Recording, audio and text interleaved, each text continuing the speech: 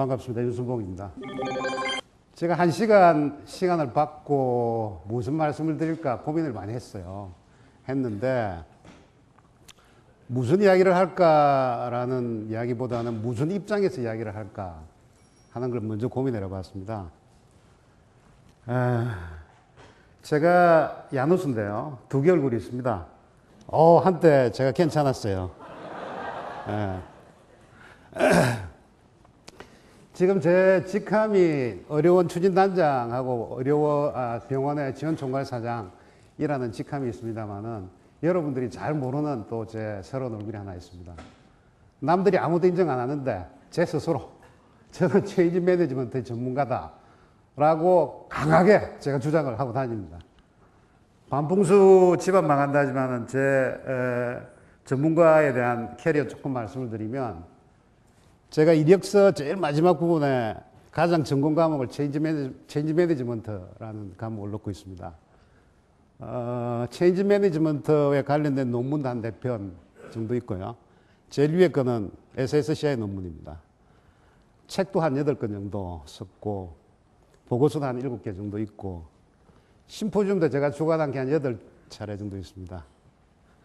그리고 제가 이 변화와 관련돼서 한국 사회에서 새로 만든 말도 여러 개 있는데요. 지금은 이게 다 상식적인 용어로 되어 있습니다만은 94년에 대기업병, 그 다음에 열린, 클러스터, 강소국, 국가 브랜드, 디지털 유목민, 이게 제가 거의 만든 이야기죠. 대기업병은 사전에 신조어로 이미 수록이 돼 가지고 있고, 열린이라는 이유에 대한민국 전체가 열린으로 나갔습니다. 열린 학교, 열린 방송, 열린 대학, 많은 사설들이 나왔고요. 강소국, 작지만 강한 나라, Small but Strong Company, SBS 컴퍼니라는 건데요. 컨트리라는 건데, 이것도 신조어로 지금 사전에 등록이 되어 있습니다. 디지털 유목민이라는 단어는 삼성전자에서 너무나 많이 사용한 단어고요. 이 정도면 아마추어 정도는 전문가로 인정해 주십니까? 제가 오늘 말씀드릴 주제는 5가지인데요. 조금 어려운 용어들이죠. NPO, Non-Profit Organization, 비영리 조직이라는 게 어떤 것인가 라는 거고, 2번째가 영혼, 3번째가 판탈레이라는 이야기가 있습니다. 이게 세상의 모든 것은 바뀐다는 이야기고요. 4번째가 행복, 해피니스, 5번째가 노바, 새로운 것. 이 주제로 제가 이 순서대로 말씀을 드리도록 하겠습니다. 첫 번째 주제가 이제 비영리 단체인데요. 제가 병원에 처음 와가지고 그 다음날 신입사원 윤순봉 신고한다 라는 프로를 1시간을 했죠. 그때 이제 여러 가지 질문이 나왔었는데 어떤 분 질문이 이제 당신이 물건이나 만드는 회사에서 와가지고 우리 병원 같은 전문가 집단, 비영리 집단에 대해서 뭐를 아느냐, 앞으로 어떤 식으로 경영할 거냐라는 질문을 한 분이 하셨어요. 그래서 저희처럼 이 사회가 가는 사람들은 이제 메타포, 은유를 많이 하는데요. 우리 병원이 과연 어떤 조직하고 비슷할까 고민을 좀 해봤습니다. 처음에 얼핏 들었던 생각이 백화점인가? 2번째 들었던 생각이 연예기획사인가? 3번째가 로펌인가? 이런 생각을 해봤습니다.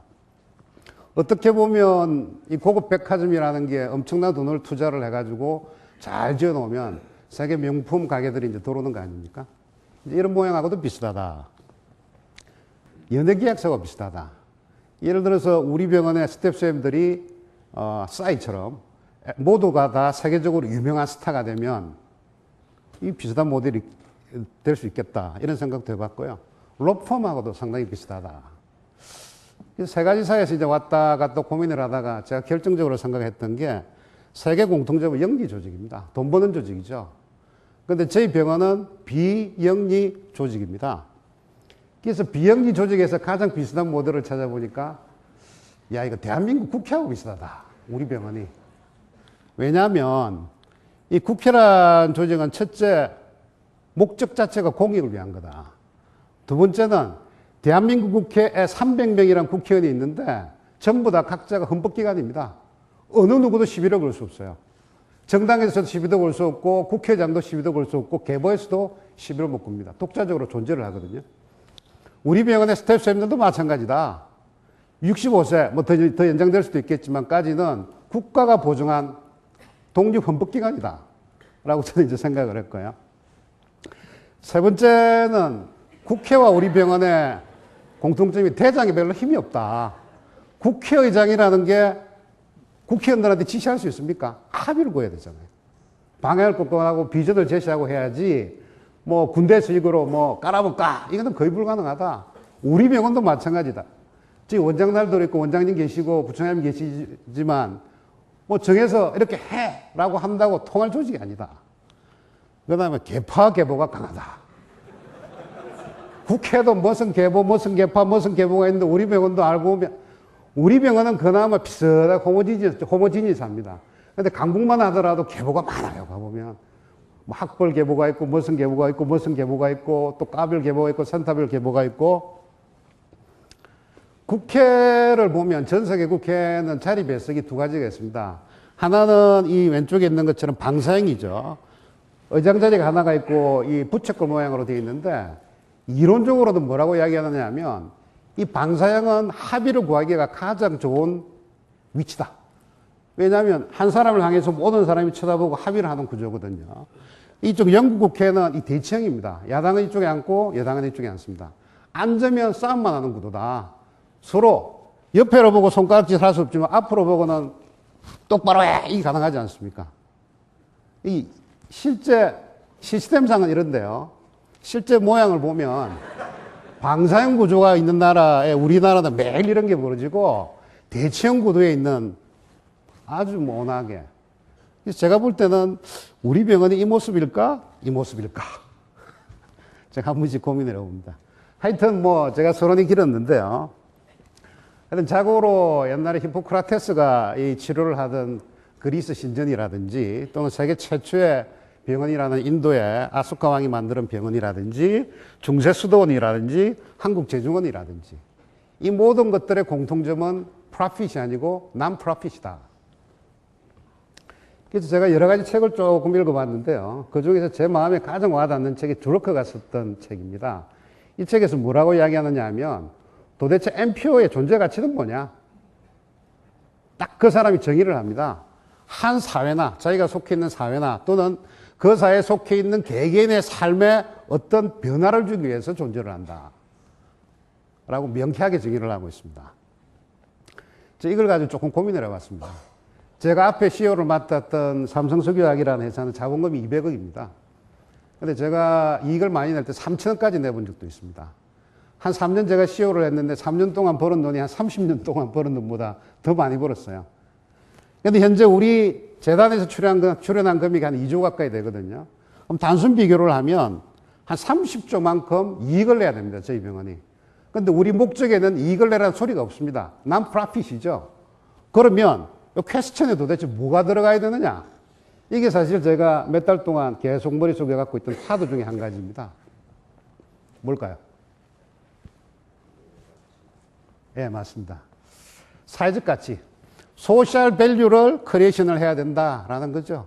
돈을 버는 게 아니라 30조에 해당되는 소셜 밸류를 저희들이 크리에이션 하지 못하면 병원으로서의 경영은 우리가 잘못하고 있는 거다라는 이야기죠. 이미 소셜 밸류에 대해서 도대체 뭐가 소셜 밸류냐 하는 거는 저희들이 병원에서 들어오다 보면 왼쪽에 있는 현판에 이미 설립 당시에 저희 이사장께서 이런 식으로 지침이 벌써 정해져 있습니다. 그리고 드러커는 이런 이야기를 하고 있습니다.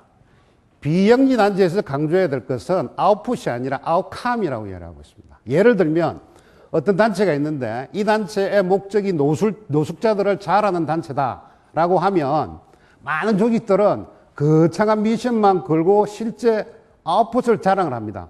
우리가 노숙자한테 몇 시간, 시간을 투자를 했냐, 우리가 얼마나 많은 사람을 투자를 했냐, 이거 가지고 자랑 안 하는데 실제 중요한 것은 그런 아웃풋이 아니고 아웃컴. 세상을 어떻게 바꿨느냐. 이게 더 중요하다라고 이야기를 하고 있습니다.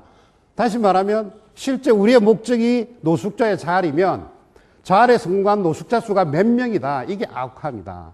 아웃풋을 강조하지 말고 아웃컴을 강조하라 라고 이야기를 하고 있습니다. 그리고 그자는 4가지 정도로 이야기를 하고 있습니다. 첫 번째는 이런 아웃컴을 정할 때 4가지 목적이 있어야 된다. 첫째 하나는 현실하고 타협하지 말고 목표 수준을 아주 높게 잡아라. 두 번째는 이거는 세상의 변화를 도모를 해라. 세 번째는 아무거나 이거저거 하지 말고 가장 성과가 잘 날 수 있는 부분부터 먼저 포커싱을 해라. 그럼 네 번째는 이 성과 중에서도 양보다는 먼저 질을 추구를 하고 질이 잡히면 그 다음에 양을 추구를 하라. 이런 네 가지의 레코멘드를 하고 있습니다. 첫 번째 골이 현실과 타협하지 않는 높은 수준의 골입니다.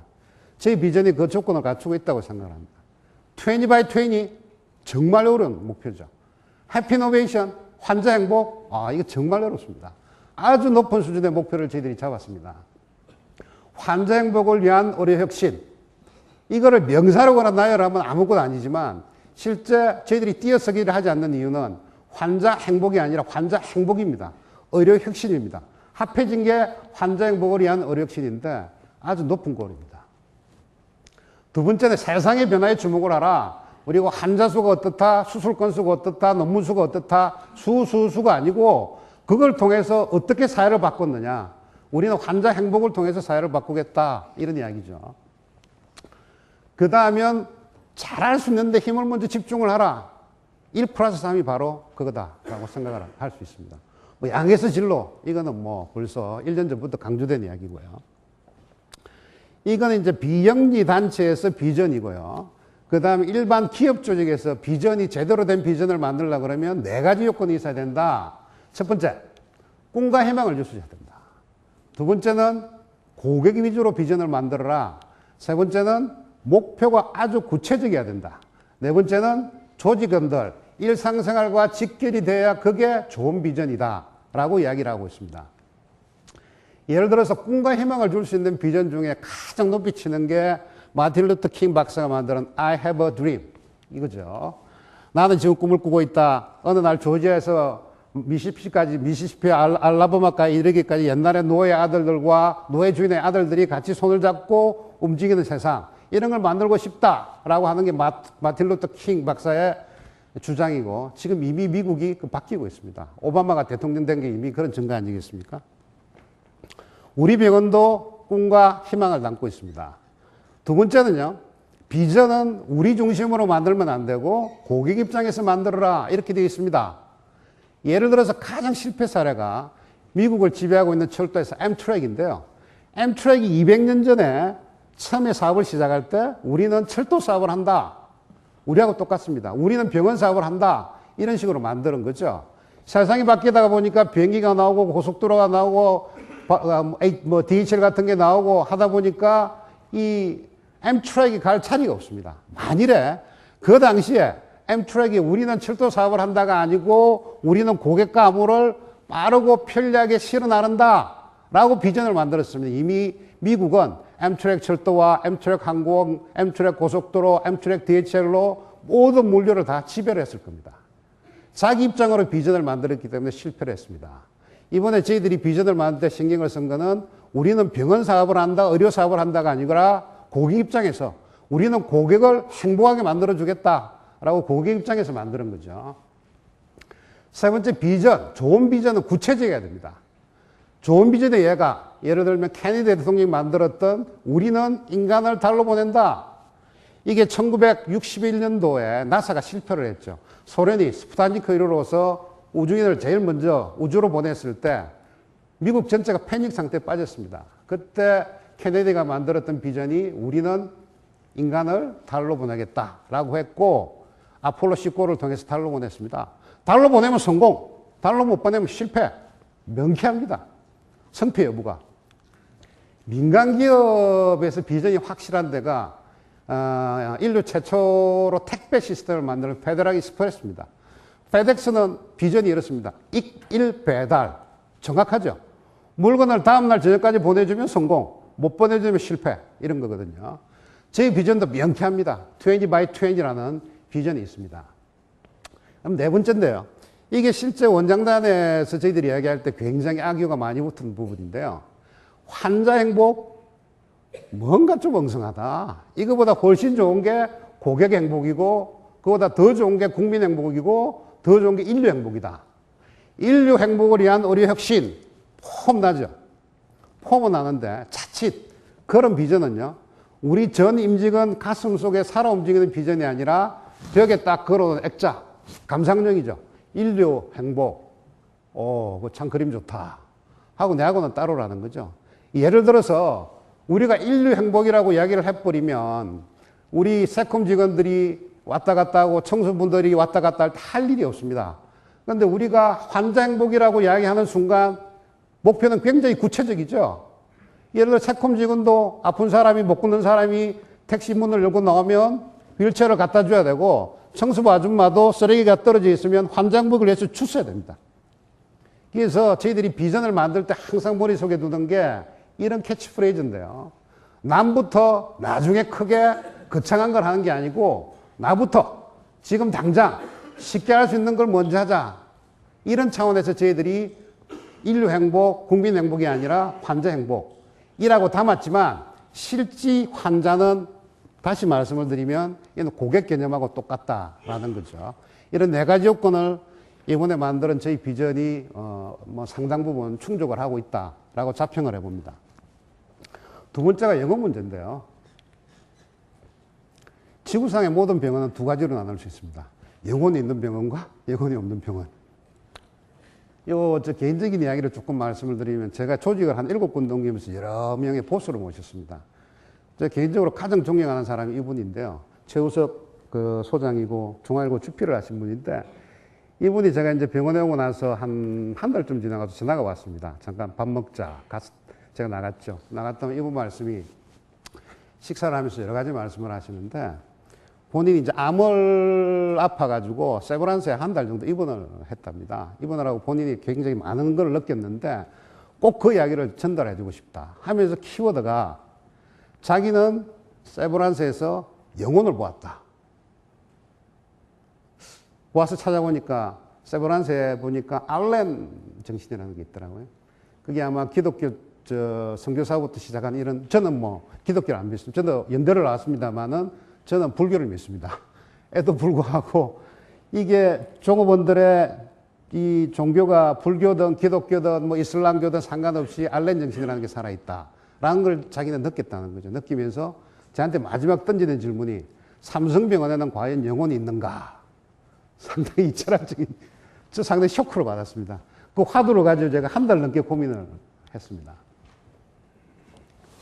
여러분들 생각하시면 어떨까요? 4개 병원 중에서 어떤 병원이 가장 영혼이 있는 병원이다? 한번 판단을 해보시죠. 우리 병원에는 영혼이 있어도 한참 있습니다. 이미 개원 당시에 이런 게 설립의 취지였고, 요 밑에 흐르는 공통된 영혼을 키워드 한마디로 말씀을 드리면 어떤 거라고 생각을 하십니까? 저는 박애라고 생각을 했습니다. 필란트로피, 사랑한다, 엔트로피, 인간을 사랑한다, 인간애라고 저는 느꼈습니다. 이미 저의 단초가 있습니다. 저희가 개헌 당시에 산물을 내걸었는데요. 보호자 없다, 기다림 없다, 존재 없다. 이거 밑에 흐르는 게 저는 박애라고 생각을 하고 있고, 이미 이건 훌륭한 정원이다. 그리고 이게 현재도 많은 실현이 이루어지고 있다는 거죠. 얼마 전에 저희들이 같이 활동을 했던 케이스죠.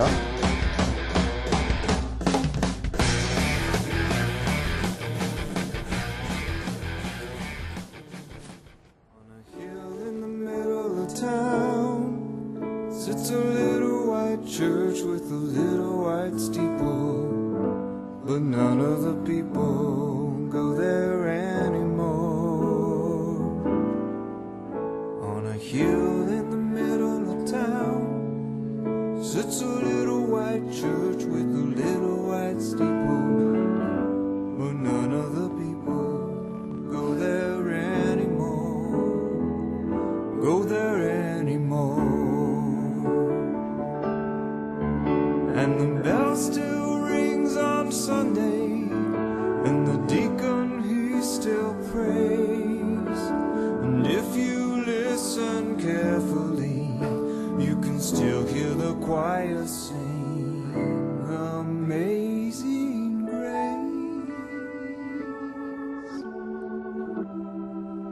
On a hill in the middle of town sits a little white steeple, but none of the people go there anymore. 아까 두러크 이야기는 좋은 미션을 가지고 세상을 바꿔야 된다고 이야기를 했고, 우리 병은 모든 임직원들이 힘을 모아서 엄청나게 세상을 바꾸고 있습니다. 저는 사실 이거를 보고 눈물이 핑 한 번 돌아온 적이 있었는데요. 그래도 뭔가 조금 부족한 게 있지 않느냐, 이제 이런 생각을 하고 있습니다. 최근에는 이런 비영리 집단뿐만이 아니라 영리 집단에까지도 영혼 이야기를 하고 있습니다. 이 필립 코틀러라는 사람이 뭐 현존하는 마케팅에서는 세계 최고의 대가인데요. 이분의 책을 읽어보면 소위 영리 기관 중에서도 영혼을 강조하는 기업들은 미션과 비전과 가치를 통해서 세상을 바꾸려고 노력을 한다. 그리고 그 사람들은 목적 자체가 돈을 보겠다는 그 한 단계를 넘어서 사회 문제를 해결하겠다는 목적을 가지고 있다. 그리고 이런 목표를 세우고 실제 고객들의 삶의 차이를 만드는 게 이 정신적인 영적인 마케팅의 본질이다라고 코틀러가 감히 이야기를 하고 있습니다. 그래서 제가 조금 고민을 해봤는데요. 이거는 두러크가 만드는 데다가 조금 제가 베리에이션을 넣은 건데, 첫 번째, 영리병원과 비영리병원의 차이가 뭘까? 첫째는 영리는 이윤 추구고 우리는 박애 실현이다. 두 번째, 고객은 누구냐? 영리병원은 내원 환자지만 내원 환자뿐만 아니라 잠재 환자, 미래 환자, 소외 환자까지도 대상이다. 그리고 고객들한테 뭐를 오퍼링해서 어떤 결과를 얻느냐? 영리병원은 의료 서비스를 오퍼링을 해서 이윤을 창출을 하지만 비영리는 병원에 있는 모든 활동, 모든 프로세스, 모든 행위, 우리가 숨쉬고 출근하고 진료를 보고 하는 모든 것들이 다 환자 행복을 위해서 바뀌어야 된다. 그리고 가버넌스는 전통적인 영리병원은 군대 조직 같은 세목골 구조를 갖고 있지만 비영리 구조는 수평적인 구조를 가지고 있다. 그 다음 이 프로세스 자체는 매출이나 이익을 많이 올리기 위해서 목표를 설정하라고 성과평가를 하지만 영혼이 있는 병원에서는 환자 행복을 위해서 실행 목표가 설정이 되고 그 목표는 아웃컴과 이런 임팩트 중심이다. 채널은 의료진을 통해서 전달이 되지만 영혼이 있는 병원은 자기뿐만이 아니라 오픈 이노베이션입니다. 전 조직은 전 협력기관, 파트너와 같이 세상을 바꿔야 된다. 되게 이런 식으로 제가 나름대로 한번 정리를 해봤습니다. 그런데 세상이 너무나 빨리 바뀝니다. 세 번째 하도 판타레이로 넘어가겠습니다. 이 판타레이는 그리스의 헤라클레이토스라는 이 변화론의 창시자가 만드는 이야기인데요. 만물 유전입니다. 세상의 모든 것은 바뀐다는 거죠. 당신이 몸을 강에 담그고 있지만 어제 담근 물과 오늘의 강물은 다른 물이다. 어제 물은 이미 흘러갔다. 매일 아침에 태양을 뜨는 걸 보지만 뜨는 태양은 어제 태양과 다른 태양이다. 뭐 여러 가지를 이야기했는데 이 사람이 이야기했던 패러독스 중에 가장 재미난 패러독스는 세상에서 절대 변하지 않는 단 하나의 진실이 있다. 그건 뭐냐? 세상의 모든 것은 바뀐다는 사실. 그것만이 진리다. 이런 패러독스를 만드는 변화론의 창시자인데요. 그럼 최근에 우리를 둘러싸고 있는 세상이 어떻게 바뀌고 있나? 개콘 보십니까? 변해도 너무 빨리 변합니다, 이게. 변하는 모습의 가장 전형적인 것을 저희들이 찾을 수 있는 단초가 이 구글인데요. 구글이라는 이 사이트 자체가 이 자이트가이스트 시대 정신을 압축하기 위해서 만들어서 발전된 게 지금이 구글인데요. 제가 지금 작년에 이 구글에서 뽑았던 여러 가지 자이트가이스트 중에서 첫 번째 키워드가 분노하라는 겁니다. 세상 전체가 지금 분노에 빠져 있습니다. 그 가장 전형적인 게 오큐파이드 월스트리트인데요. 월스트리트를 점령하라. 그러니까 이게 소위 말하는 월스트리트가 금융 자본주의를 가지고 세상을 망쳐놓았다. 이래서 이제 이런 데모들이 뭐 지금도 계속되고 있죠. 요거는 글자를 보니까 그리스하고 비슷한 것 같죠, 그죠? 이건 한글이 있으니까 우리나라에서도 분노하는 이런 모습입니다. 그래서 지금 이제 한마디로 요약해서 말씀을 드리면 이런 분노가 어디서 나오느냐 하면 자본주의 모델이 지금 한계 봉착한 거 아니냐라는 근본 질문입니다. 그래서 작년에도 이제 조선일보를 필두로 한국적 자본주의도 뭐 한계 봉착을 했다. 그래서 경제민주화다 등등 이야기들이 가장 많이 나오고 있고 저도 사실은 그걸 하면서 제가 총괄 기획을 담당을 했습니다. 담당을 했을 때 제가 던졌던 키워드에 대해서 잠깐 말씀을 드리면요. 현재 지구가 몸살을 앓고 있는 이 낡은 자본주의 모델에서 가장 문제점은 세 가지입니다. 첫 번째 가지는 카지노 캐피탈리즘입니다. 세상이 다 돈 중심으로 돌아간다. 두 번째는 샬록 캐피탈리즘입니다. 수준노 자본주의, 피도 눈물도 없다.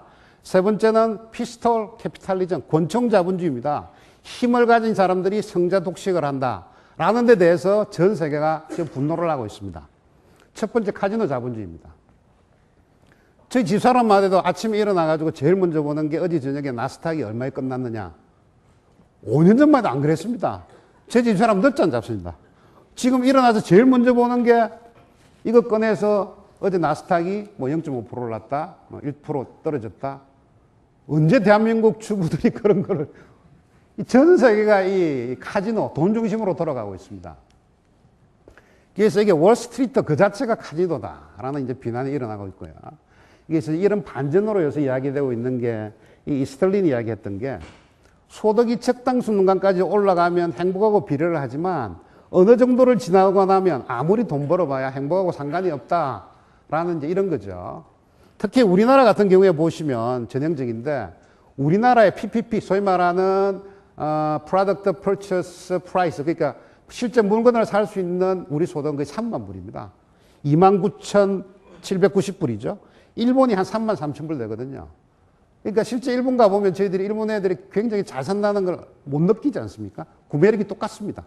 이미 우리가 선진수까지 올라와 있기 때문에 이 돈만으로 해결할 수는 없는 것이다 해서 이제 드디어 경제학에서도 행복을 이야기를 하기 시작합니다.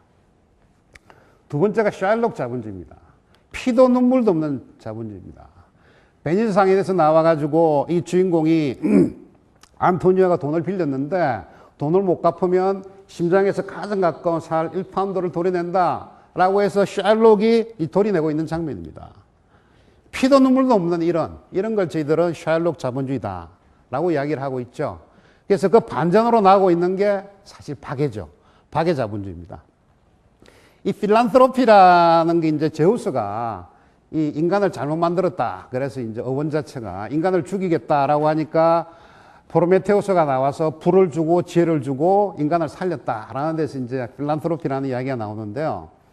필란트로피의 하이라이트는 인간을 사랑한다는 건데 이거의 하이라이트는 프랑스 혁명에 나옵니다. 프랑스 혁명에서 나온 정신이 자유평등 박애고 지금 프랑스의 국기가 3색깔입니다. 파란색은 자유를 표시를 하고 흰색은 평등을 표시를 하고 빨간색은 박애를 표시를 합니다. 이 자유평등 박애라는 게 상당히 재미난데요. 자유에서 경쟁이 나왔고 시장이 나왔고 소위 말하는 우파가 나왔고 보수주의가 나왔습니다. 평등에서 분배가 나왔고 공산배급이 나왔고 진보주의가 나왔고 좌파가 나왔습니다. 자유평등은 정치적인 논란이 있는 부분입니다. 박애에서 배려가 났고 이 나눔이라는 게 나왔는데요. 이 박애라는 거는 좌파든 우파든 누가 정권을 잡든 상관없이 공동적으로 선택하는 게 이 박애입니다. 그런데 조금 어설픈 재미난 게 프랑스에서는 박애를 표현할 때 필란트로피로 표현을 하지 않습니다. 프레터니티로 표현을 하는데요. 프레터니티의 프레터가 라틴어로 보면 브라더입니다. 그럼 프레터니티라는 것은 브라더훗이죠. 인간을 사랑하기에 앞서서 형제, 동료를 사랑하라 이런 뜻이 들어가 있습니다. 물론 그 출발이 옛날에 길드로 통한 장인사회에서 출발을 했기 때문인데요. 그래서 이 프랑스 혁명사에서 볼 때 저희들이 얻을 수 있는 차관점은 박애의 시작은 바깥이 아니라 우리 안이다. 안에서부터 박애를 펼쳐야 된다. 박애라는 게 뭔가를 베푸는 게 아니라 남을 사랑한다는 마음이거든요. 동료애입니다. 동료애. 그래서 우리 병원 안에서도 여러 직종 간 또는 여러 부서 간 여러 상하간에서 먼저 필란트로피가 실천이 돼야 외부와의 필란트로피가 시작이 된다라는 거죠. 이게 잘 될 경우에는 용공 넣어야 되지만 못 될 경우에는 죄수의 딜레마입니다.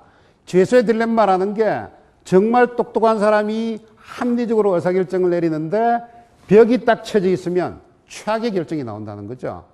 실제 두 사람이 합의를 하면 감옥에 1년만 살 수 있는데 벽에 쳐 있기 때문에 5년을 살 수밖에 없다라는 게 프리즈너 딜레마인데요. 흔히 이런 것은 발생을 합니다. 특히 부문 간에 상하 간에 좌우 간에 벽에 있는 조직에서는 이런 게 발생을 하죠. 이게 반대말이 멜팅팟입니다. 모든 걸 한 군데 녹여 넣는 거. 그래서 이런 자본주의 진화라는 게 이제 자본주의에서 사람이 중요하니까 휴먼 캐피탈이다. 그 다음에는 날리지 캐피탈이다. 박애가 중요하니까 필란트로피 캐피탈리즘이라는 말이 맞는데 먼저 선수를 친 사람이 있습니다. 비숍이라는 사람이 그걸 줄여가지고 필란트로 캐피탈리즘이라는 신조어를 만들었고 최근에는 이게 대한 연구가 엄청나게 진행이 되고 있습니다. 우리나라 말로도 번역이 되어 있는데요. 박애 자본주의라는 책입니다. 한 번쯤은 읽어볼 만한 책인데요. 이 비숍이 필란트로 캐피탈리즘에서 강조하고 있는 게 요약해서 말씀드리면 한 세 가지입니다. 첫 번째는 레버리지를 올려라. 박애 자본도 옛날처럼 100원을 투자하면 실제 요새 많은 자선단체들 보면 실제 수혜자한테 10원이 제대로 안 갑니다. 그런데 제대로 하려고 그러면 100원을 투자로 해서 1000원, 만원, 10만원 레버리지 지렛대 효과를 올리라는 거죠. 그걸 하려고 그러면 인포트 아웃풋을 아주 철저히 챙겨야 되고 많은 네트워크를 활용을 해야 된다. 그리고 철저하게 아웃컴에 집중을 해라. 우리가 어떻게 세상을 바꾸느냐. 근데 그게 질적 목표든 양적 목표든 그 목표는 숫자로 계량을 해야 되고 측정을 하고 평가를 해라. 다음에 이 포커싱을 해라. 이 효과가 있는 부분에 먼저였고 효과가 없는 부분에 대해서는 과감하게 폐기를 해라. 그리고 리스크 테이킹을 하고 강하게 혁신적인 방법을 넣어라. 그러기 위해서는 분야를 초월해서 많은 사람들을 데리고 와야 된다라고 비숍이 강조를 하고 있습니다.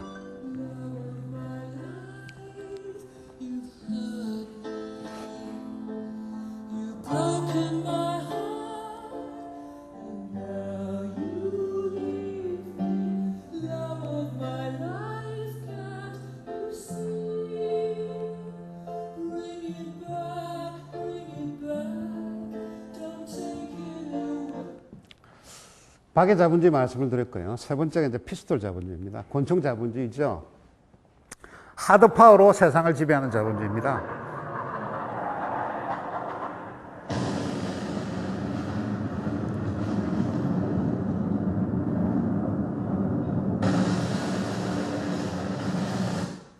누가 뭐라 하든지 간에 뭐 그 당시에 여러 가지 이유를 붙여가지고 미국이 이 중동을 이제 침범을 했지만 결국 지금 모든 게 밝혀진 거는 이거는 석유를 확보하기 위한 전쟁이었다라고 이제 결론이 나 있지 않습니까?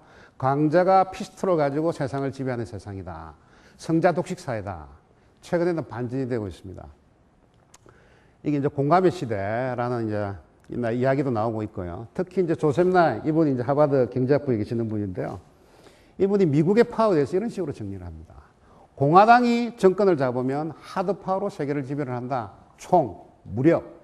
근데 민주당이 지배를 하면 소프트 파워 가지고 지배를 한다. 소프트 파워라는 게 코카콜라, 청바지, 음악, 뭐 락 이런 거죠. 경제나 문화로 세계를 지배를 하는데 이 두 개가 편중이 돼서는 안 된다. 하드와 소프트가 동시에 갖춰져야 되고 이게 적절하게 결합이 되면 스마트 파워다라고 이제 조셉 나이가 정의를 했습니다. 이거는 저희들이 흔히 알고 있는 스마트폰도 마찬가지죠. 제대로 된 스마트폰은 기기가 좋아야 됩니다. 기기가 잘 통해야 되고 소프트웨어가 잘 들어가야 되죠. 삼성전자하고 애플이 저렇게 난리를 치는 것도 삼성전자는 하드가 강한데 소프트가 약하죠. 애플은 소프트가 엄청 강한데 하드가 약합니다. 그래서 계속 삼성전자하고 애플이 엎치락 뒤치락 하는 게 이 하드와 소프트를 동시에 갖고 있으면 세계 제패죠. 서로가 서로의 강점을 보강하기 위해서 지금 오고 있는 중이죠. 제가 아까 말씀드린 현재 안고 있는 자본주의의 문제점에서 나오는 이 카지노 캐피탈리즘, 샬롯 캐피탈리즘, 피스톨 캐피탈리즘에 반대되는 운동으로 나오고 있는 게 행복과 박애와 스마트다. 사실 저희 비전에도 이런 정신이 상당히 좀 녹아져 있습니다. 첫째가 제일 밑에 깔아야 될 게 박애다. 드라이빙 포스다. 우리가 어디서 힘을 얻을 거냐라는 게 박애고 우리가 노리는 골은 뭐냐? 해피니스다. 그럼 그 가는 길은 뭐냐? 아주 스마트하게 깔끔하게 멋지게 해보자. 이런 식으로도 재해석이 가능하다라는 말씀입니다. 그럼 네 번째 하도로 들어가겠습니다. 행복입니다. 행복도 그냥 행복이 아니라 이것도 족보가 있습니다. 원래 행복의 어원, 해피니스의 have는요, 저희들이 happen, 우연히 일어난다. 그러니까 해피니스의 원래 어원의 출발은 행복은 하늘에서 떨어진다. 우연하게 떨어진다라고 봤습니다. 그리고 중국에서도 한자를 행복이라고 쓸 때는 행은 다행행자입니다. 뜻하지 않게 생겼던 좋은 럭, 운을 행이라고 그럽니다. 그러니까 초기의 행복의 어원은 상당히 이 자기 주관적이 아니라 이 하늘에서 떨어진 이런 의미를 갖고 있는데요. 각각 문화권에서마다 이런 행복의 발전의 경로가 틀립니다. 먼저 서양 철학에서 보면 제일 이제 오래 근원을 찾을 수 있는 게 그리스 철학인데요. 아리스토텔레스 같은 사람은 상당히 도덕적으로 어프로치를 합니다. 스스로 자기를 성찰하는 데서 행복을 찾아라. 행복은 자기 자신이 주인이 되는 여가와 명상을 하는 게 바로 행복이다. 이런 식으로 하다가 중세를 넘어오면서 종교적인 신념에 귀의를 하면 행복이다 라고 바뀌었고요. 최근에 이제 벤담이라든지 데카르트 같은 사람이 나오면서 이거는 도덕적인 가치가 아니라 소위 이 욕구 충족입니다. 얼마나 내가 즐거우냐라는 쪽으로 가는 거죠. 그래서 이 공리주의라는 게 나오는데요. 벤담이라는 사람은 최소의 인풋으로 어떻게 국민을 가장 즐겁게 해주느냐. 이게 벤담의 공리주의죠. 중국은 중용입니다. 사람이 살면서 행복도 있고 불행도 있고 그걸 서로 잘 소화해가지고 가운데 서는 게 잘 사는 거다라는 이 소위 중용의 이런 방법을 취하고 있고요. 인도 같은 경우에는 철저하게 자기 통제주의입니다. 모든 불행은 욕망에서 나온다. 욕망을 통제를 하면 행복해지고 이 행복이야말로 해탈이다. 이런 식으로 이제 어프로치를 하죠. 그리고 이제 여러 가지 책들을, 행복에 관련 책들을, 이 역사, 히스토리를 보면 수많은 이야기가 나오는데요. 행복하기 위해서 갖춰야 될 기본 조건이 딱 두 가지가 있습니다. 밑에 인프로로 깔아야 될 게. 하나가 도덕이고, 하나가 건강입니다, 건강. 그래서 아리스토텔레스 같은 경우에는 행복 이꼴 명상으로 보는데요. 명상을 하려고 그러면 1차적으로 몸이 튼튼해야 된다. 인도에서도 마찬가지고 도교 사상에서도 오래오래 죽지 않고 건강하게. 이게 행복의 기본 요건에 건강이 들어가 있다는 이야기는 저희 병원이 해야 될 일이, 국민 행복을 위해서 해야 될 일이 대단히 많다라는 시사점이 됩니다. 최근에 이제 자본주의 종주국, 미국, 프랑스, 영국 이런 데서 일어나고 있는 행복에 관련된 추세를 말씀을 드리면요. 이게 2008년에 이 글로벌 경제위기가 생기기 전까지는 지구상에 돈을 추구하는 게 최고다라는 게 거의 만년이 됐습니다. 만년이 되다가 2008년 위기를 당하고 나서부터 세상의 움직임이 조금 바뀝니다. 돈 가지고는 안 된다. 기본으로 돌아가자라는 이야기죠. 크게 세 가지를 말씀을 드리면 이 프랑스 같은 경우에는 탑다운으로 매크로 차원에서 국가 차원에서 행복을 진행을 하고 있고요. 그 다음 메소 차원에서 보면 영국 같은 데서는 매니페스토 운동이 벌어지고 있고 미국 같은 데서는 상당히 개인주의적인 행복에 대해서 집중을 하고 있습니다. 하나씩 말씀을 드리면 프랑스 같은 사람은 이제 사르코지가 먼저, 사르코지라는 사람이 뭐 별의별 이 스캔들을 다 일으키도 이 정치가로 살아남을 수 있는 거는 워낙 머리가 좋고 기발한 사람입니다. 이 사람이 이제 2008년 경제위기를 당하고 나서 이 사람이 가졌던 아이디어가 국민들의 행복입니다. 그래서 스티글리츠 노벨상 받은 사람이죠. 하버드 젠 두 사람 교수를 모셔서 자, 이 자본주의가 어떻게 가야 될 거냐라는 모델에 대해서 연구를 해주소 라고 오퍼를 냅니다. 그래서 몇 년 연구를 한 결과 내놓은 게 GDP는 틀렸다. 이제는 GNH로 가겠다. GDP라는 게 Gross Domestic Product. 한 국가가 국내에서 생산해내는 최대의 돈의 가치가 얼마냐라는 게 GDP 아닙니까? 이거는 이제 맛이 갔다. 그 대신에 대체물로 들어와야 되는 게 GNH다. Gross National Happiness. 한 국가가 만드는 행복의 절대량이 얼마냐? 라고 지금 캐치프레이즈를 내걸었죠. 영국은 조금 그보다는 단계가 낮습니다. 소위 말하는 매니페스토 운동이 일어나는데요. 모든 정치인들은 어떻게 국민들을 행복하게 해줄 거냐라는 비전을 내걸어라. 그리고 우리가 매니페스토 운동을 통해서 진짜 행복하게 해주는지 안 해주는지 이걸 우리가 알아보겠다라는 거죠. 실제 작년에 영국은 전 인구 센서스 조사를 할 때 행복에 대한 질문 문항을 아주 많이 넣었습니다. 그 이야기는 우리가 센서스라는 거는 질문 문항 하나 들어가는데 몇백억씩 들어가는 사항들이거든요. 실제 국가 차원에서 움직이겠다는 거죠.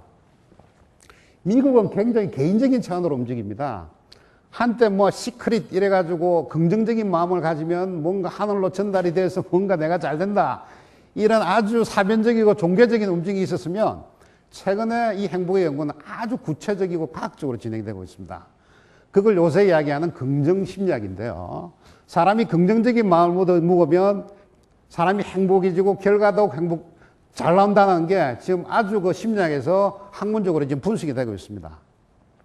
그 중에서 이제 가장 앞서가고 있는 분이요. 셀리그만이라는 분인데요. 이 긍정심리학에서 주장하는 것은 타인과의 긍정한 관계, 그 다음에 긍정적인 개인의 특질, 내 스스로 생애를 조절할 수 있는 능력, 이런 것들이 행복의 변수다라고 이야기하고 있고, 또 다른 학자들은 이렇게 이야기하고 있습니다. S 플러스 C 플러스 V인데요. S는 유전적으로 제가 갖고 있는 세팅 포인트가 뭐냐. 유전적으로 병이 있을 수도 있고 잘못할 수 있는 거죠. 그 다음에 내한테 주어진 환경 요소가 뭐냐. 그 다음에 세 번째는 내가 스스로 내 생체 조건과 환경 조건 안에서 자발적으로 할 수 있는 행동이 뭐냐. 이 세 가지가 합해져서 행복이다라고 이야기를 하고 있습니다. 자본주의 선진국에서는 이런 여러 가지 움직임이 있는데요. 우리나라에서는 전혀 없습니다. 우리나라가 GDP 이런 거 가지고 10등이다, 11등이다, 9등이다 이제 왔다 갔다 하는데 OECD 국가 중에서 보면 행복지수는 꽁지입니다. 그리고 전 국가를 나누어서 보면 우리가 거의 한 100몇 등 정도 되는 아주 뭐라고 명함도 내밀 수 없는 그런 수준이 저희들 현실입니다. 매소 조직 차원에서 보면 현재 우리나라에서 조직의 골 자체에 행복이라고 들어가 있는 조직은 현재 없습니다. 아마 우리가 제대로 실현을 하면 한국에서 첫 케이스가 될 거로 저는 보는데, 물론 사이드로 갖고 예를 들어 SK 같은 데서 무슨 고객 행복 이렇게 하는 거는 본업은 따로 있고, 사회봉사나 기업 차원에서 행복이란 말을 소위 말하는 이 분장하는 수준에 쓰는 건데, 우리처럼 행복이라는 용어 자체가 조직의 핵심 골로 들어온 경우는 저희들은 최초입니다. 물론 외국에는 이런 케이스가 굉장히 많죠. 최근에 이제 언론에서 뜨고 있는 자푸스라는 회사, 인터넷에서 신발 파는 회사 아닙니까? 이 회사가 며칠 전에, 얼마 전에 아마존에 팔렸는데 무려 1조 2천억에 팔렸습니다. 신발 전화기 몇 대 가지고 신발 주문받아서 배달해 주는 회사가 어떻게 1조 몇천억에 팔립니까? 이 사람들은 자기들은 신발을 판매한다고 생각을 안 합니다. 행복을 판다고 생각을 합니다. 이 사람들이 무슨 짓을 하느냐 하면 홈페이지에 들어가 보면요. 홈페이지 제일 상단에 붙어 있는 게 자기들 콜센터 전화번호입니다. 콜센터의 모든 직원들은 가장 뛰어난 정규직으로 뽑습니다. 그리고 어떤 히스토리까지 있냐면 콜센터의 직원이 전화를 하나 받아가지고 고객과 6시간 통화를 한 경우도 있습니다.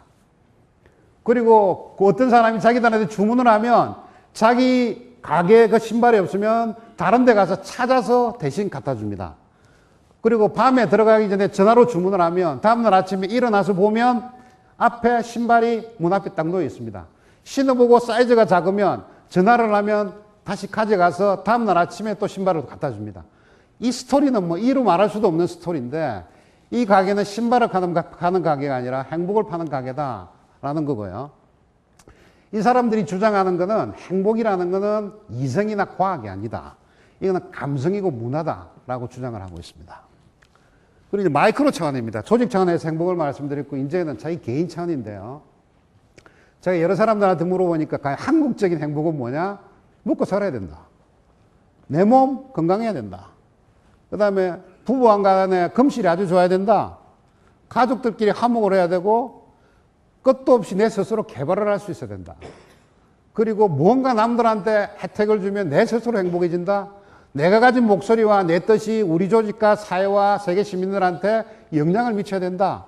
이렇게 주장하는 사람들도 있고, 또 다르게 보면 행복의 3대 요소는 결국 돈과 명예와 권력이다. 이 밑에 깔리는 게, 위에 깔리는 게 자아실현이고, 그 밑에 깔리는 게 파괴정신이다. 이렇게 이제 이야기하는 분들도 있는데, 하여튼 여러 가지를 보고 저희들이 일단 행복이라는 키워드를 가졌으면, 아까 질문도 나오셨는데, 조직이 행복한데 나는 불행한다? 그건 있을 수가 없습니다. 2차 산업화가 가능합니다. 제품이라는 매개체가 있기 때문에, 제품만 잘 만들면 제가 불행해도 고객이 행복해질 수가 있습니다. 그렇지만 3차 산업의 서비스라는 것은 생산 순간에 동시에 소비가 되기 때문에 생산과 소비가 동시에 일어나기 때문에 그 순간에 행복과 불행이 고객들한테 전달이 됩니다. 내가 불행한데 고객을 절대 행복하게 해줄 수가 없죠. 그런 차원에서 우리 임직원 행복이 이제 어떤 가치를 가지는 거고요. 그 다음에 이제 제가 아까도 말씀을 드렸습니다만은 환자 행복에서 제가 행복을 말씀을 드린 거고, 그럼 우리가 환자를 어떻게 봐야 될 거냐라는 이야기인데요. 요건 SMC 정의로서의 환자는 이렇습니다. 통상 우리가 고객 만족을 할 때 고객의 정의를 이렇게 합니다. 고객에는 내부 고객이 있고 외부 고객이 있다. 일단 내부 고객을 먼저 만족시키고 외부 고객을 만족을 시키자. 이런 이야기도 있고, 그다음 고객은 1차 고객과 최종 고객이 있다. 1차 고객은 환자, 2차는 가족, 3차는 국민, 4차는 세계 시민이다. 그리고 이 타임 시리즈로 보면 현재 고객이 있고 잠재 고객이 있고 미래 고객이 있고 이런 게 있다라고 보면 저희 비전에서 들어가 있는 환자 행복이라고 얘기할 때 환자를 어떻게 행복할 거냐, 해석을 할 거냐. 당연히 현재 환자는 우리의 환자죠.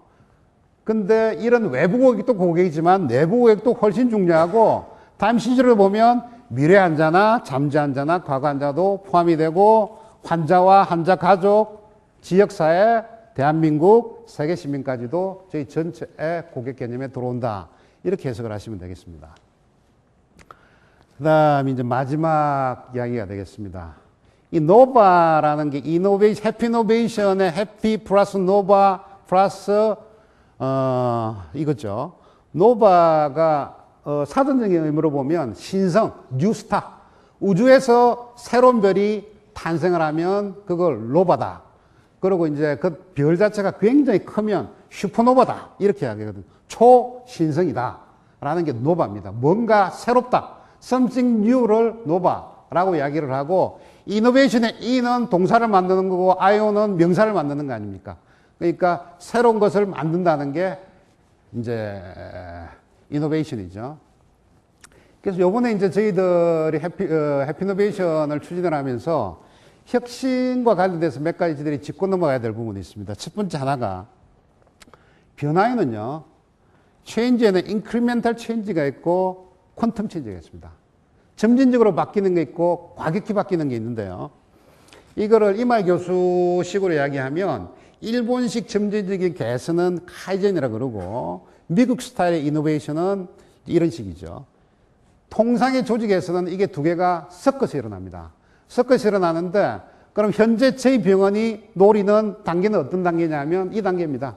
점프 단계입니다. 점프를 하고 개선을 하고 점프를 하고 개선을 하고. 근데요, 저희들이 점프를 할 때 꼭 하나 마음속에 둬야 될 게, 대개 이 개선을 할 때 개선의 프로세스는 러윈이라는 사람이 세 가지로 주장을 했습니다. 첫 번째, 녹여라. 두 번째, 바꾸어라. 세 번째, 다시 얼려라. 심플하죠. unfreezing, changing, refreezing입니다. 그런데 이 대규모의 조직 변화가 일어날 때는요, 녹여라, 바꾸어라, 다시 얼려라가 아니라 중간에 edge of chaos, 혼돈의 가장자리 상태가 일어납니다. 카프만 이야기, 복잡계에서 대가인데요. 복잡계 이론에 대가인데, 이 양반의 주장이 이런 겁니다. 모든 새로운 탄생은 혼돈의 가장자리를 거쳐야 된다. 혼돈의 가장자리를 거쳐서 새로운 질서가 탄생한다라는 거고요.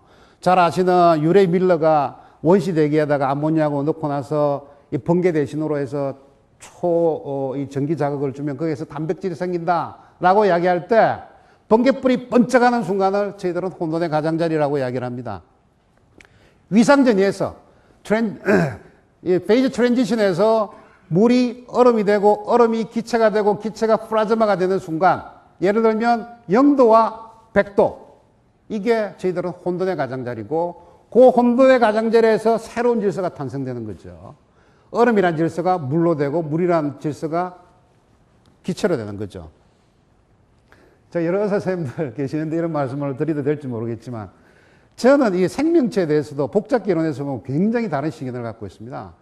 36.5도를 유지한다는 것은 거의 기적입니다. 우리가 70억 인구가 같이 살고 있으니까 36.5도를 유지한다는 것은 굉장히 상식적인 이야기처럼 보이지만 이 지구상의 온도라는 것은요, 마이너스 273도까지 있습니다. 실제 현존하는 최저의 온도가 부메랑 성운이라는 한 1000광년 떨어진 성운에서 현재 마이너스 272도까지 측정이 되거든요. 마이너스 273도부터 해서 수천도, 수만도까지가 우주에 존재를 하지 않습니까? 유일하게 36.5도만 유지돼야지만 제 생명체가 살 수가 있습니다. 그게 기적이죠. 그런 단계를 혼돈의 가장자리라고 이야기를 하죠. 이 혼돈의 가장자리는 과학에서만 일어나는 게 아닙니다. 모든 사회과학에서도 많이 일어나는데요. 예를 들면 토마스 쿤, 여러분들 패러다임 체인지, 이거 토마스 쿤이라는 사람이 과학서술에서 만드는 이야기잖아요. 뭔가 크게 바뀌면 파라다임이 바뀐다 하는 게 이 사람이 만드는 이야기인데, 이 사람도 과학이 바뀌려고 그러면 그냥 A에서 B, C로 넘어가는 게 아니라 중간에 혼돈이 가중이 되면서 위기가 일어나고 그 다음에 과학혁명이 일어난다. 일리아 프리고진, 노벨 이제 화학상을 타신 분이죠. 이분은 새로운 질서가 되려고 그러면 바로 위기가 오는 게 아니라 동료 범위가 이탈되면서 위기가 온다. 칼 막스도 마찬가지입니다. 모든 사회과학에서, 자연과학에서 큰 변화가 일어나려고 그러면 혼돈의 가장자리라는 게 생긴다라는 거죠. 그리고 저희들이 경험할 수 있는 게 저항입니다. 통상 저희들이 혁신이라는 활동을 해보면 엄청난 저항이 생기는데요. 저항이 있으면 조직에 좋다, 나쁘다, 어느 거겠습니까? 저희들이 절대 피해야 될 게 저항이 없는 겁니다. 저항이 없다는 이야기는 대개 네 가지 정도입니다. 첫 번째 하나는 뭔가 우리가 새롭게 한다고 하지만 선수들론에서 보면 저거 옛날 거나 이거나 똑같아. 포장만 다시 해놨어. 절대 저항이 안 일어납니다. 두 번째는요. 조직 전체가 좀비입니다. 시체입니다. 저항할 힘도 없습니다. 이러면 저항이 없죠. 다음 셋째는요. 모든 사람이 그룹 싱킹입니다. 한 방향으로 군대처럼 돌격 앞으로 하면 가고 철수하면 철수하고 저항이 일어날 수 없죠. 네 번째가 이 게릴라전인데요. 두꺼비처럼 워낙 바람이 거세니까 이때는 그냥 고개 딱 숙이고 코를 땅에 박고 있는 게 좋아 라고 했다가 분위기 쫙 풀리면 다시 두드리시면 나오는 이런 네 가지 경우에 저항이 없다라고 이야기를 합니다. 그래서 저희들이 볼 때는 저항이 없다는 게, 반발이 없다는 게 절대 좋은 이야기가 아니다.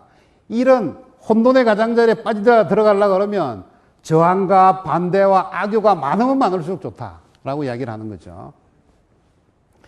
이제 코너가 이 저항에 대해서 연구한 결과를 보면 참 재미난데요.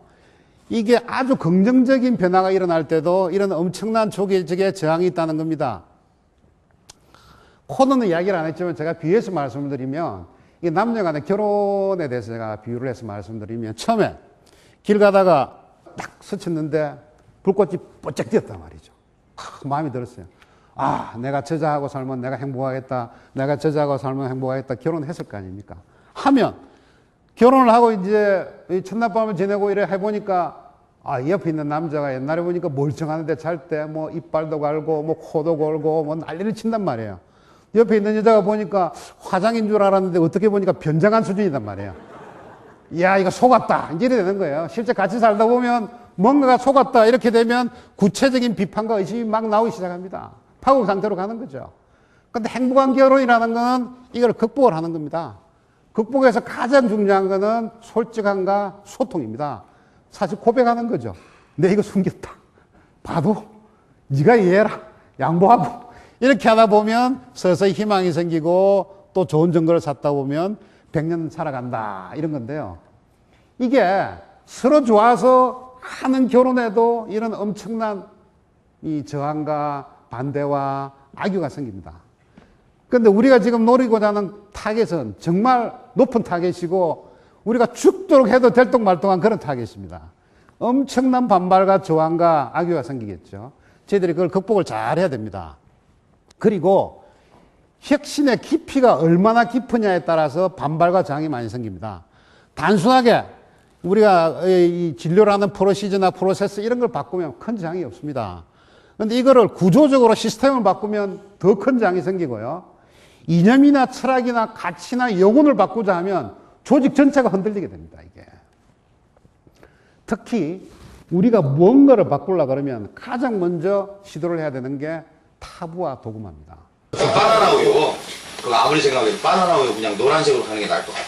아니, 바나나 껍데기는 분명 노랗습니다. 하지만 수갈맹이는 소갈맹이는 허옇다고요? 아, 그거 안다니까. 빼뿌려 아주 기가 막힌 아이디어였어. 예. 그거 인정하는데. 이번 기획안은 상식을 좀 이렇게 그럼 뭐 나는 뭐 지금 뭐 상식이 없는 사람이라는 얘기예요? 지금 뭐요? 예? 그게 아니고 봐요. 그러면은 초코 우유는 뭔 색이요? 쪼꼬색이죠. 초코색이죠. 딸기 우유는 썰거죠. 흰 우유는 하얗죠. 그럼 바나나 우유는 뭔 색이어야 될까? 하얘야죠. 이 양반이 지금 당신이 무슨 갈릴레오요? 잘릴레오? 이 양반아 그러면 백구장이니까 구두도 백구두 신어야지 왜 갈색 구두래? 예?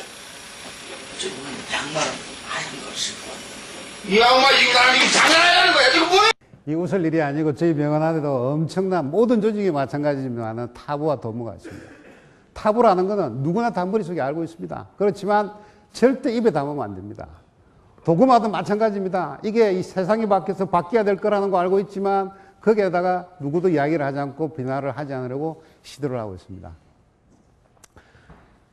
폴라로이드 창업자가 이렇게 이야기합니다. 혁신이라는 건 새로운 아이디어 내는 거 좋지만 과거에 잘못된 걸 버리는 게 좋다. 그 다음에 이 비자 카드의 창립자도 이렇게 이야기를 합니다. 혁신이라는 게 새로운 생각을 만드는 것도 좋지만 잘못된 걸 버리는 게 훨씬 더 중요하다. 이런 거죠. 이 진 콜린즈가 쓴 굿 투 그레이트 촌류 기업의 뭐 생존 조건인가 해가지고 이게 뭐 세계 최고의 베스트셀러 아닙니까? 이 사람이 굿 투 그레이트라는 이야기를 쓰면서 무슨 이야기를 했냐면 굿은 그레이트의 베이스가 아니라 굿은 그레이트의 엔입니다. 내가 굿이기 때문에 그레이트로 못 가는 겁니다, 이게. 이게 도움이 되는 게 아니라 굿에 빠져가지고 그레이트까지 못 가는 거죠. 옛날에 로마 개선 장군이 개선을 할 때 항상 이 폼을 잡고 가지만 그 옆에는 사동이 하나 따라다니면서 노래를 부르고 있습니다. 뭐라고 노래를 부르냐면 메멘토 모리. 이거는 당신도 언젠가 전쟁 들어가서 죽는다. 금방 떨지 마라.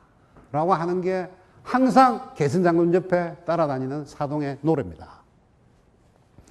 우리가, 이거는 완전 개인적인 생각입니다만은 우리 병원에서 첫 번째로 바꿔야 될 타부 도구만 한 가지를 하려고 그러면 천동설입니다. 여기 지구가 있고 태양이 돌아간다는 거죠. 근데 아까 저게 뭐 갈릴레오 이야기 나왔듯이 천동설이 이제 지동설로 바뀌었지 않습니까? 제가 조금 비유해서 말씀드리면 우리 병원에는 환동설과 의동설이 있습니다. 지구의 중심은 우리 병원이고 환자들이 우리 주변을 돌아간다는 게 환동설입니다. 환자가 한가운데 앉아 있고 우리의 의료진들이 주변을 돌아가야 되는 겁니다. 그래서 이거는 굉장히 좋은 거니까요. 이거는 천동설에, 이 지동설에 해당되는 진리에 가까운 거니까 저희들이 의동설을 좀 받아들이기로 하시죠. 혁신에서 여러 가지 저항과 반발과 악유가 생길 때 이거를 극복하는 혼돈의 가장자리를 넘어서는 가장 좋은 방법, 이 소통입니다. 소통을 하는 방법은 두 가지가 있습니다. 탑다운이 있고요. 일사불란하죠. 근데 아이디어가 없습니다. 그 반대가 바텀업입니다. 이거는 여러 가지 아이디어가 있죠. 근데 제대로 되는 게 하나도 없습니다. 너무 자원이 낭비가 됩니다. 이거를 탑하는 방법이 논학과 이쿠지로라는 분이 버클리 교수인데요. 이분이 주장한 게 탑, 미들, 업, 앤 다운입니다. 탑에서는 큰 방향, 가야 될 거, 방침, 가치관, 핵심 전략을 이야기를 합니다. 그럼 미들에서는 그 방향에 맞는 범위 내에서 수많은 아이디어를 펼칩니다. 그럼 그걸 정해서 바텀에서 실행하는 게 미들, 업, 다운입니다. 특히 허리가 중요하죠. 허리에서 많은 아이디어를 내야 됩니다. 소통에서 두 번째 중요한 거는 수평적인 소통인데요. 리점이라고 이야기를 합니다. 리점이 뭐냐면 들레즈 카타리라는 프랑스 좌파주의 철학자들이 천혜고원에서 이야기를 했는데요. 지구상의 조직은 두 가지가 있다는 겁니다. 하나는 소나무형 조직. 이게 철저히 관료주의 조직이죠. 대장이 있고, 그 밑에 임원이 있고, 그 밑에 부장들이 있고, 이걸 거꾸로 세우면 이런 세목골 조직이 되죠. 이게 가장 전통적인 조직입니다. 근데 최근에 특히 전문가 집단, 수평에서 이야기하는 조직은 리좀형 조직입니다. 이 리좀이 뭐냐면 뿌리 줄기를 이야기를 하는 겁니다. 뿌리 줄기의 전형적인 모습이 이제 대나무인데요. 대나무가 있는데 땅을 파보면 밑에 뿌리 줄기가 쫙 깔려 있죠. 깔려 있고 옆으로 커뮤니케이션 하는 겁니다. 그러다가 어느 날 봄이 되면 비가 쫙 옵니다. 비가 오면 정말 우죽순입니다. 죽순이 그냥 옆으로 쫙 퍼져서 수평적으로 쭉 올라오는 거죠. 전부 다 개별적인 가치가 있고 개별적인 특성이 있고 자기 어떤 캐릭터가 다 있지만 전체적으로 와서 또 일관성을 갖고 있는 모습. 이런 게 우죽순이라고 그러고 저희들은 리좀형 조직입니다. 이거는 수직적인 커뮤니케이션이 아니라 수평적인 커뮤니케이션이 돼야 가능한 거죠. 이런 식으로 저희들이 소통이 되면 언프리징에서 엣지 오브 케어스를 넘어서 무사히 극복을 하면 체인징이 되고 리프리징이 되는데요. 그래서 아마 저희들이 지금부터 앞으로 6개월, 1년 동안 겪어야 될 단계가 빨간 혼돈의 가장자리입니다. 마무리하겠습니다. 야누스라고 말씀을 드렸는데요. 그럼 여기 앉아 계시는 여러분들의 공통점은 뭘까요? 해피노베이터입니다. 여러 학자들이 혁신에서 참가하는 여러 사람들을 분류를 했는데 다 공통점이 있습니다. 리더가 있고 대상자가 있으면 중간에 허리 계층을 예를 들어서 뭐 체인지 에이전트다, 그다음에 체인지 임플리멘터다라고 등등등등 표현을 하지만 우리 병원으로 따지면 해피노베이터입니다. 제 마지막 동영상 하나 보여드리는데요. 아마 해피노베이터들이 앞으로 저희 병원에서 해야 될 임무는 다음 동영상에서 바다코끼리가 아닐까라는 생각입니다.